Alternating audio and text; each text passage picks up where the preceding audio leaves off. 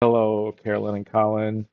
Wanted to run some numbers for you guys using MLS data to more specifically answer your question about how much inventory to expect here over the coming weeks and months. Let me quick, let me quick source. Let's see here. I already loaded in your search area. Let me do 375 to 475. Single family. I'm not gonna determine choose attached or detached, meaning condo or single family, since you're looking at either. Um, Let me go 2 to 3 bedroom. Right. So, and then I'm going to choose monthly data over the last, let's go 3 years, just so we don't get swayed by pandemic era. 2020, 2021, we're kind of a mess. So let's just look over the last 3 years. So we're looking at both single family and condos, um, solely within your price range of, let's say, roughly 375 to 475. Not looking at new construction, not looking at short sales or foreclosures, just looking at 2 to 3 bedrooms within your specific geography. I could back out and show you the geography, but I can tell you that it's the same thing that I have your MLS search set up for. So I'm not going to look at sales price because it varies. This is a pretty small geographical area, so it's going to vary a lot. If we did the whole market, you'll see a lot more of a stable number, but because of the smaller geo, it gets heavily influenced by individual sales.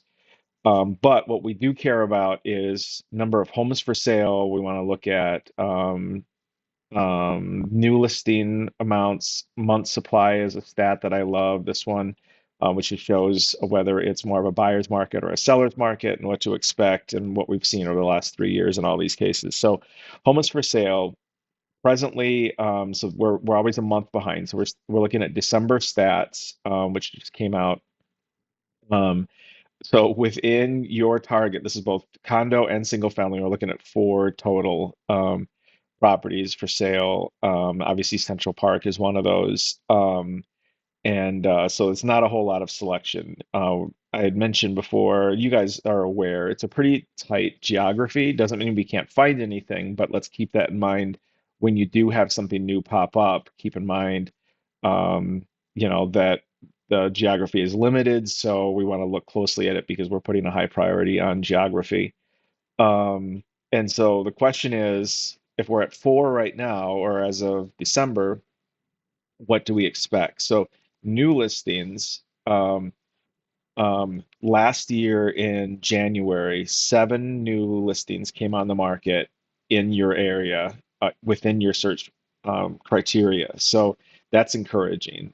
Since we haven't really, I don't know that we've seen anything new yet this month. So it being almost the middle of the month, I would guess over the next couple of weeks, you can have a lot to look forward to because you saw nine, let's see, actually three in January of last year or 2 years ago, then nine in February, and then January of 2023, three, February was eight. So between the first 2 months of the year, last year it was 11, the year before that was 12, year before that was 11, 2022, January 11. So yeah, you would um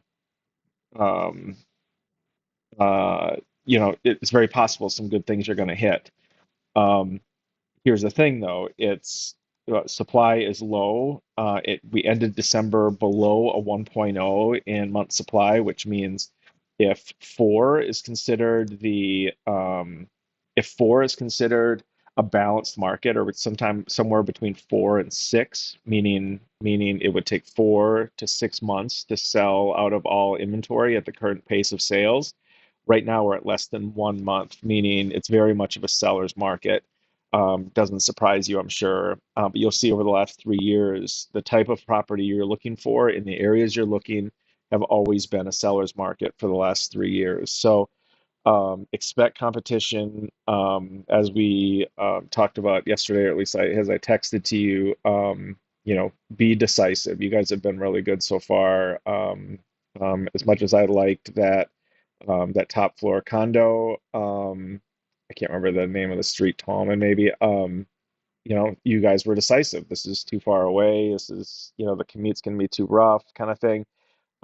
That's good. But if it's the right one, we should be ready to jump on it. And by the way, I'm still waiting to hear back from Gabby, the listing agent on Central Park. What else can I show you? Market time. This is what we can expect. Last year in January, average market time was 3 months. Um, that is probably not what you can be expecting now. That's probably more of that's the listings that were on the market were probably on the market since the previous fall, which is kind of what we're seeing now with Central Park homes like that, that had trouble selling, might have been overpriced, maybe weren't updated enough. Those obviously represent properties like this represent a good opportunity to get a deal. Whereas starting in February, you're starting to see new listings that have closed after 9 days, 8 days, 15 days on the market. Obviously, expectations are different for something that's been on the market for a while. Um, I think that's pretty much it. Maybe this last one is actually let's go. The average percentage um, of or the average price compared to what it was originally listed at. You'll see these during the peak markets of like March to October. You see, closer to 100%.